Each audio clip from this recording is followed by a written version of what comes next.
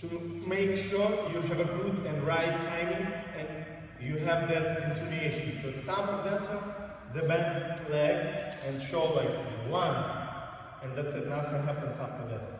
I want to see like one, you stretch your legs, and it's not one, like walk, and walk, and walk, and zack, zack, walk, and from the legs, I start to be more connected.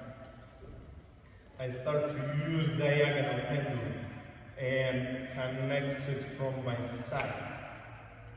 Okay, the show spine.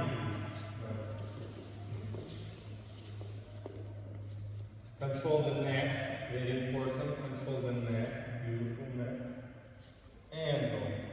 1, and 2, and 3, and quick, quick. 1, and 2, and 3, and quick, quick. 1, and 2, and 3, and again, and quick, quick. 1, and 2, and 3, and zack, zack.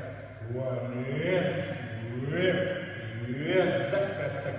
1, and 2, and zack, zack. 1, and 2, and zack, zack.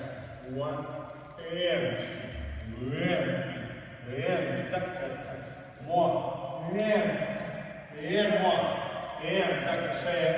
1, and 2, and share.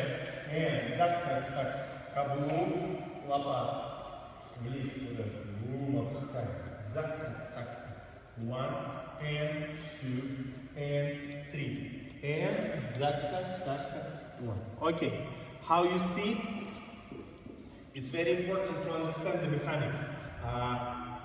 The most important mechanic here happens from your hips, because it's pendulum action, it's Cuban action from your hips when you release your body weight, relax, and you go into your hip natural, and you feel how your pendulum action start to happen automatically.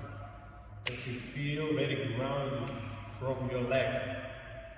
At the same time, very natural, if you release, that shoulder blades start to go more close. That space starts to be more short.